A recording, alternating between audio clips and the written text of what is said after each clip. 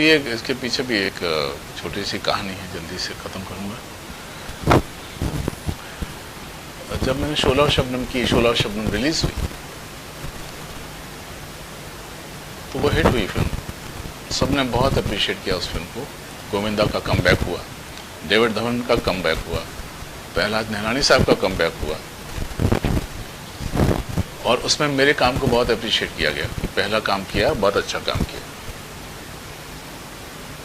तो उसका रिजल्ट ये रहा कि मुझे सब तरफ से इंस्पेक्टर के रोल ऑफर होने लगे, और चूंकि मेरा दिल्ली में काफ़ी नाम था, एक अच्छे लेवल पर हम काम करके आए थे, और उसी शूटिंग के दौरान ही, शोला और शबनम की शूटिंग के दौरान ही मेरे महावीर साहब जो मेरे को एक्टर थे, एक बार हम शूटिंग कर रहे थे पुलिस स्टेशन, यहाँ कमालिस्तान में पुलिस स्टेशन है, वहाँ पर हम शूट कर रहे थे, तो बाहर बैठे थे, तो बातचीत के दौरान उसने बताया कि ये मेरी 25वीं फिल्म है एज इंस्पेक्टर। तो उस बात में मुझे ऐसे चौंका सा दिया। मैंने उसको पूछा था क्यों? बोले यार कोई देता ही नहीं हमको, कोई इंस्पेक्टर के अलावा कोई और दूसरा रोल देता ही नहीं। और जैसे जगदीश राज को देख लीजिए, उसने एग्जाम्पल दे दिया, अनीता राज के जो फादर हुए, उन्होंने सिर्फ इंस्पेक्टर की रोल किए क्योंकि और कोई रोल देते ही नहीं था उनको। तो ये बात मुझे हॉन्ट करने लगी, और जब ये फिल्म रिलीज हुई तो मुझे सिर्फ वही इंस्पेक्टर का रोल ऑफर होने लगी। तो मैं थोड़ा डिस्टर्ब हो गया। तो मैंने क्या किया, मैंने मना करना शुरू कर दिया। तो महेश भट्ट साहब या राजन कोठारी या ऐसे लोगों को मना कर दिया कि वो अचानक ये बात फैल गई कि ये तो पता नहीं अपने आप को क्या समझता है, हम इतने बड़े प्रोडक्शन हाउस का और महेश भट्ट की फिल्म को लिए मना कर रहे हैं। तो ये बात फैल गई, तो लोगों में ये हो गया कि ये हर रोल के लिए मना कर देता। तो उसका रिजल्ट ये रहा कि 1.5 साल तक मेरे पास कोई काम ही नहीं था, क्योंकि मैं इंस्पेक्टर का रोल करना नहीं चाहता था और दूसरे रोल ऑफर नहीं हो रहे थे, और मेरे बारे में ये भ्रामक सी स्थिति बन गई थी कि ये मना कर देता है, बहुत दम्भी आदमी है, बहुत ही ईगोइस्ट आदमी है। सो 1.5 साल हो गया, कोई काम ही नहीं, और मैं अपनी फैमिली के साथ बॉम्बे आया हुआ था। सो थिएटर की वर्कशॉप वगैरह करके मैं अपना काम चला रहा था। लेकिन जब देखा कि ये तो प्रॉब्लम है, मुझे अपने आप को प्रूव करना पड़ेगा इंडस्ट्री के लोगों, जो इंडस्ट्री में डायरेक्टर प्रोड्यूसर्स हैं, कि मैं और दूसरे काम क्या कर सकता हूँ। तो मैंने सोचा कि क्यों ना सीरीज वगैरह ट्राई करके ऐसा कोई काम मिल जाए जिससे मैं इंस्पेक्टर के अलावा कुछ और बेहतरीन ढंग से कर सकता हूँ, ये दिखा सकूँ। उसी दौरान भरत रंगाचारी बहुत अच्छे डायरेक्टर रहे, अभी गुजर गए हैं। कई फिल्में उन्होंने बहुत अच्छी बनाई, वक्त हमारा है, ये वो। तो उसी सिलसिले में हम उनसे मिला करते थे। अचानक उनका फ़ोन आया कि वो एक सीरियल प्लान कर रहे हैं, और उस सीरियल में एक रोल तो है जिसके लिए उन्होंने मुझे फ़ोन किया, लेकिन है वो 65 साल का है उम्र का, और उस समय मैं था तकरीबन 37 साल का। तो उन्होंने पूछा करोगे? तो उस समय थोड़ा सा वो धर्म संकट हो गया कि मैं करूं कि नहीं, एक बूढ़े का रोल करूंगा, कहीं ऐसा ना हो कि। तो मैंने कहा मैं आता हूं आपके पास, आपके साथ बैठता हूं और थोड़ा डिटेल ले लेता हूं। तो हम बैठे 1 घंटे, उन्होंने पूरी कहानी सुनाई। तो मुझे बहुत इंटरेस्ट जाग गया। मुझे लगा कि ये कैरेक्टर है जिसको करते हुए मैं ये प्रूव कर सकता हूँ कि इससे इंस्पेक्टर के रोल ही नहीं करता हूँ, मैं बहुत कुछ कर सकता हूँ।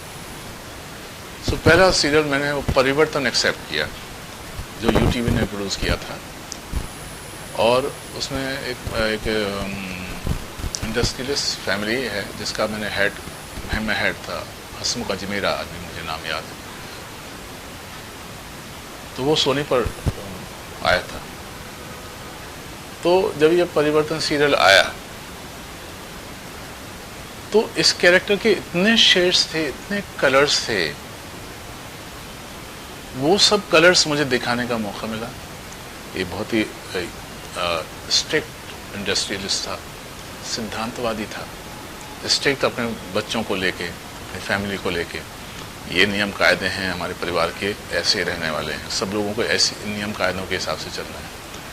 सिद्धांतवादी, उसका मानना था कि 35% प्रॉफिट के अलावा हमको कुछ नहीं अर्न करना है, जो कुछ भी उसके एक्स्ट्रा अर्न होता है वो सब ऐसे बांट दिया करते थे।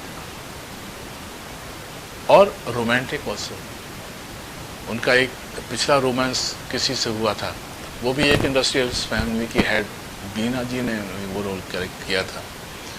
तो वो रोमांस तो उनके साथ था, वो रोमांटिक इतने थे कि वो अपनी वाइफ को गाने सुनाया करते थे, और मतलब इस तरह का कैरेक्टर था, मतलब फुल ऑफ कलर्स। तो जब वो कैरेक्टर आया तो तब लोगों की आंखें खुली, क्या ये बंदा सिर्फ इंस्पेक्टर के रोल नहीं करता, ये इस तरह के कैरेक्टर्स भी करता है, वो क्या किया है। मतलब वो इतना चर्चित हो गया, वो पॉपुलर हो गया परिवर्तन। और उसी दौरान फिर ये हाँ, तो लोगों में चर्चा का विषय बन गया। और फिर बैंडिट क्वीन, और प्रेमगन, तो फिर लावारिस, और फिर विरासत, और फिर सरफरोश, और कच्चे धागे, व्हाट नॉट, क्या क्या आया उसी की वजह से, सीरियल की वजह से। फिर मैंने तुरंत सीरियल बंद नहीं किया। उसके बाद फिर आशीर्वाद नाम का सीरियल किया मैंने, जो आज भी लोग याद करते हैं। उसमें एक राजस्थानी कैरेक्टर का फ्लेवर दिया था मैंने, चौधरी का कैरेक्टर किया था। उसमें भी फैमिली हेड होता हूँ, वो भी इंडस्ट्रियलिस्ट होता है, लेकिन कलर उसमें राजस्थान दिया था। उसके बाद मैंने एक सीरियल किया था महायज्ञ, वो छोटे शहरों की पॉलिटिक्स के ऊपर बेस्ड था, वो भी बहुत फेमस हुआ। फिर आर.के. बैनर वालों ने पहला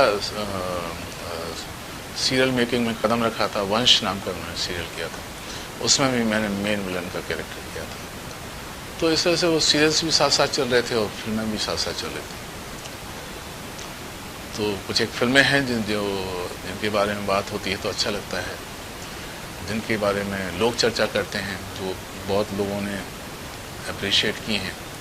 उनमें बैंडिट क्वीन है, विरासत है। विरासत आपने शायद देखी हो, उसमें एक पैरालिटिक कैरेक्टर की मैंने भूमिका की थी, अमरीश पुरी के छोटे भाई के कैरेक्टर का उसमें। सरफरोश है, फिर कच्चे धागे है, गॉड मदर है, सत्या है।